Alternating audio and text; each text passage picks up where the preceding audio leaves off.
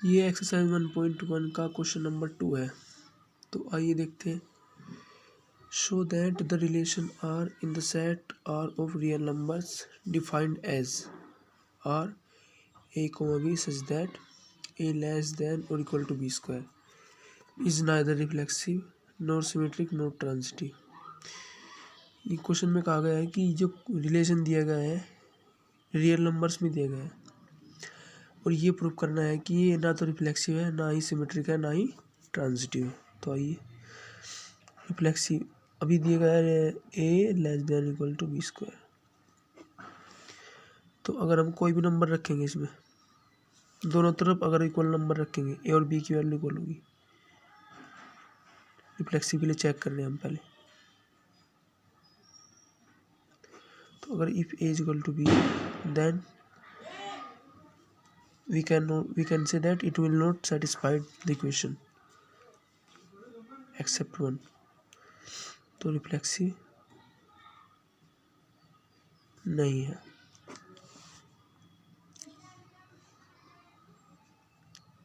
Symmetric के लिए देखेंगे कि अगर 1 और 2 satisfy the equation या satisfy the relation, then 2 और 1 does not satisfy the equation or does not satisfy the relation, so we can say it is also non-symmetric।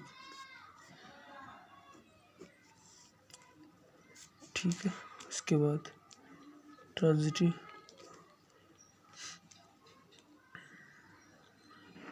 A, B belong to relation B, C always belong to relation A, C not belongs to relation।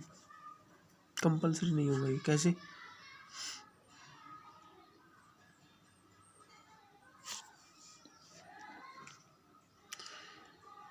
आप check कर सकते हो, ठीक है ना।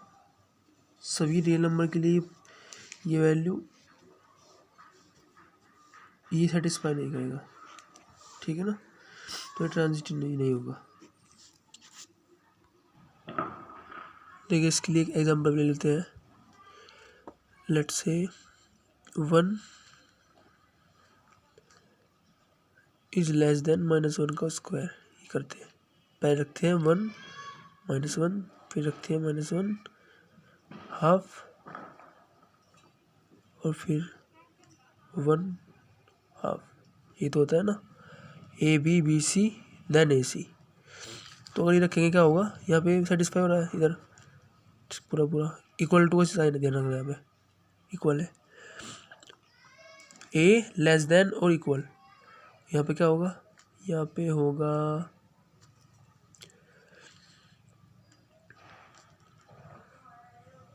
ये भी सही है, सेटिस्फाई हो रहा है। लेकिन अब की बार सेटिस्फाई नहीं होगा, ठीक है ना।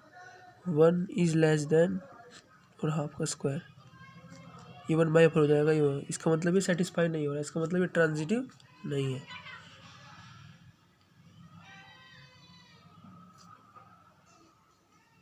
Now come to the next question, question number 3।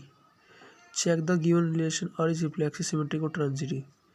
अगले क्वेश्चन में भी सेम वही करना है, चेक करना है कि गिवन रिलेशन जो है वो रिफ्लेक्सिव है, सिमेट्रिक है या ट्रांजिटिव है।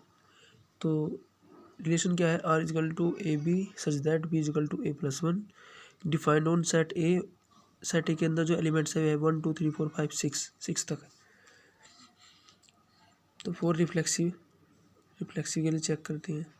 रिफ्लेक्सिव के लिए क्या होगा, अब देखो रिलेशन में क्या दिया गया है, B is equal to A plus 1। Reflexive के लिए सिंपल है, ये होगा नहीं, क्योंकि सेम नंबर रखने पर कभी इक्वल नहीं हो सकते। इसका मतलब रिफ्लेक्सिव तो नहीं होगा, पक्का सब कन्फर्म है। फोर सिमेट्रिक क्या होगा,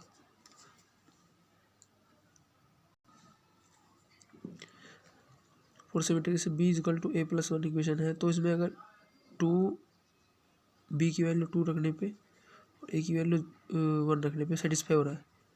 लेकिन अगर आप इसे रिवर्स कर दो कि अगर बी की वैल्यू 1 हो जाए और ए की वैल्यू 2, तो ये बिल्कुल भी सेटिस्फाई नहीं करेगा। इसका मतलब ये सिमेट्रिक भी नहीं है। अगर हमें एक भी एग्जाम्पल मिल जाता है ना कोई भी, और वो सेटिस्फाई ना करे रिलेशन को, इसका मतलब वो नहीं होगा क्योंकि हम सिमेट्रिक के लिए चेक कर रहे हैं। तो हमें एक भी एग्जाम्पल मिल जाए तो इसका मतलब वो सिमेट्रिक नहीं है, ठीक है ना, एटलीस्ट एक।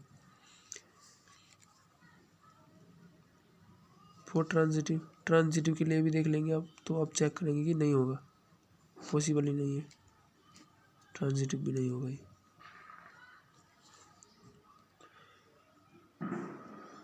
देखिए ट्रांजिटिव के लिए हमने एग्जांपल लिया b equal to a plus 1 जो है, इसके लिए a इक्वल टू 2 रखा, b इक्वल टू क्या हो जाएगा 3, और अगर a इक्वल टू 4 रखूँगा तो b इक्वल टू क्या आएगा 5।